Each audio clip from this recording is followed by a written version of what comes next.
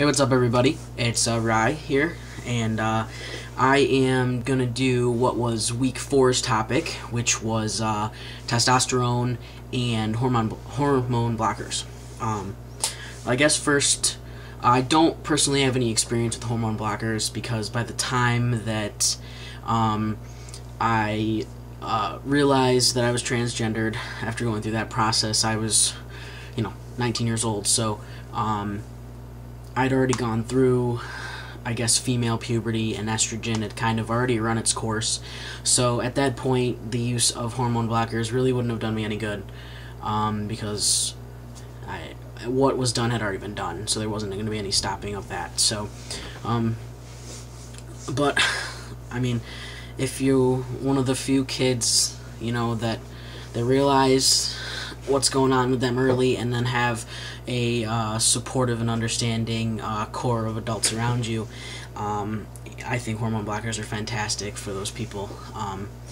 It really saves you a lot of, if you just think about it, if you would have blocked, female puberty, and then ultimately went into male puberty, you would only have gone through one, and I think the changes would have been a lot, it would have seemed more natural anyway, because they'd be going on around about the time that it would normally be happening. So I think they're great things, just unfortunately, and I don't have any personal experience with them. As far as testosterone goes, I started testosterone on June 21st, first day of summer of 2011, and the process I had to go through to get on testosterone is essentially, once you know exactly what's going on with you, you're transgendered, you need to get on the path. Pretty much the first thing you have to do is, after you come out to everybody and start living your life as that gender, therapy is usually the first thing that you're supposed to do. So I went to therapy, found a great therapist. I love seeing her. I still see her occasionally, although it is difficult because I don't, it costs money to go see a therapist, and my therapist is actually 2 hours away from where I live. So that's hard. It was a lot easier at the time because I was headed out in that direction a lot more for other reasons, but not so much anymore. So I get to see her, not as much, but I still see her. I was one of those people that had a very stereotypical and taboo kind of opinions about therapy before I went into therapy. My attitude was, I'm just going to go for however long, get my letters, and get the hell out of there. But after going, I sort of started liking it. I developed a really good relationship with my therapist, and I trust her, and it is just a safe space that you can go and kind of vent. And I started looking forward to that, and every time I left the session, I felt great. I felt like a weight had been lifted off my chest. I felt a lot better about myself. So it was a great experience, completely separate from my transition. Just as a person, it was a great experience for me, and I wish I could go more. But yeah, I went through that.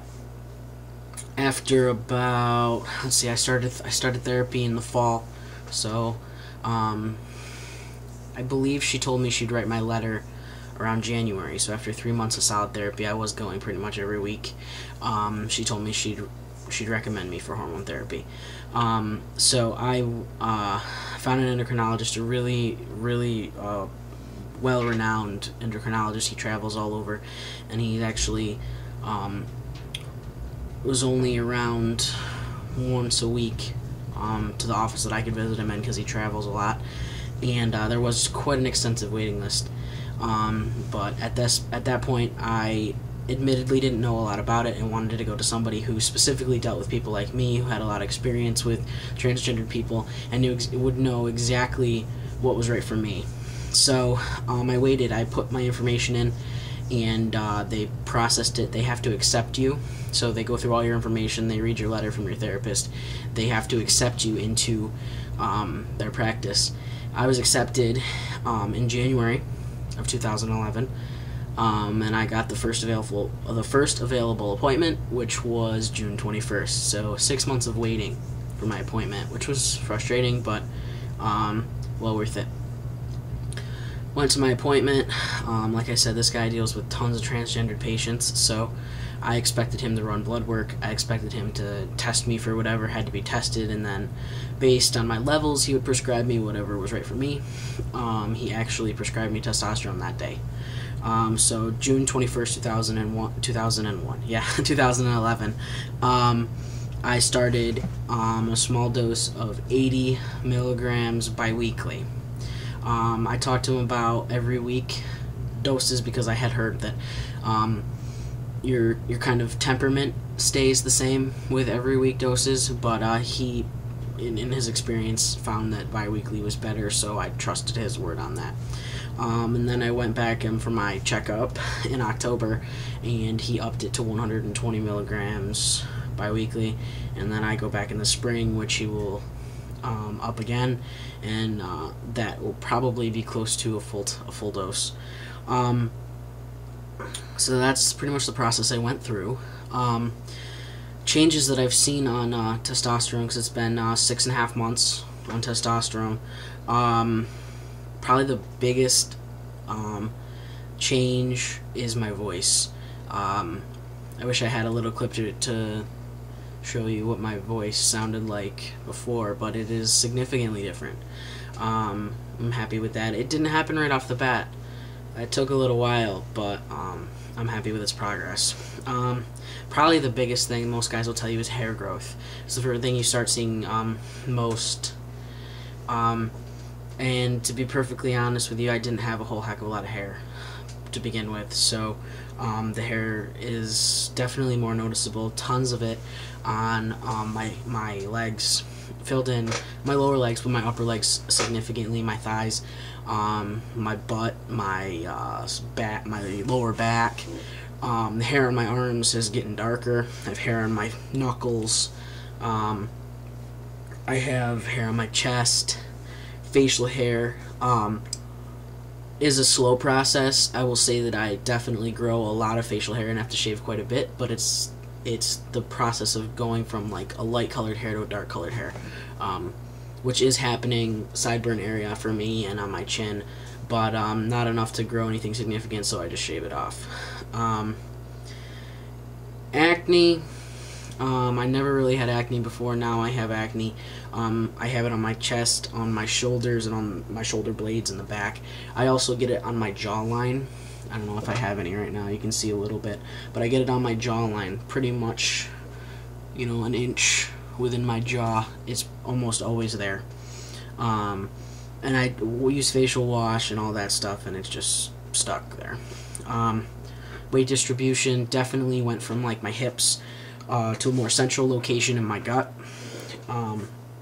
It was noticeable. Probably one of the first things that I noticed, and I was initially concerned about, was my appetite. They tell you that you're going to eat everything in sight when you started to eat, and it was the complete opposite for me. I lost my appetite almost completely for like the first month I was on testosterone. I didn't really want to eat. When I did want to eat, the few times I did want to eat, I kind of like was like on a binge. Like when I was hungry, I was so hungry it was ridiculous, but most of the time I wasn't hungry at all. That's pretty much leveled out now, so that's good. That's pretty much I guess, you know, the friend that visits women every month, I was lucky that stopped immediately. I took my first shot, and I you know, haven't seen it since, and hope I never see it again, so that was good. Emotionally, I wouldn't say that I have more of a temper or I'm angrier or meaner than I was before. I would just say that I get irritated and frustrated a little bit more, and it's kind of more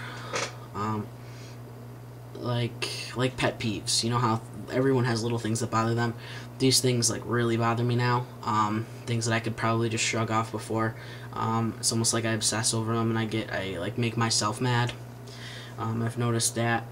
Crying. I honestly haven't cried since before testosterone. I didn't cry a lot to begin with, but now it's almost, I can't make myself cry. It's really hard, like in a situation where you would normally feel like the welling up, like, oh man, I'm gonna cry. I just don't feel that anymore. Which I don't really mind. Crying kind of always made me feel like crap anyway. I know they say it's healthy to cry, but I always feel like crap after crying, and then I'm like, I feel just as bad as I did when I started, and now I'm all blotchy and red-faced, so I never understood the point of crying. But overall, I'd say probably the biggest thing is I am just happier. Even though the progression of changes is slow, which can be frustrating sometimes, overall it's so much happier.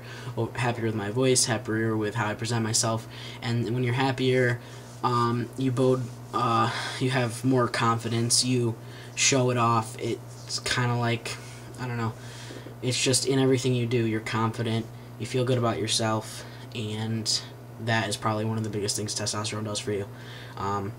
Which is good because the rest of the stuff is a very slow progression, so at least you have something to hold on to right away. But that's pretty much it for this video. Sorry it's kind of a long video, but it's, there's a lot into all of this. But we will see you next Sunday, because I'm your Sunday guy, Rye, again, and we'll see you.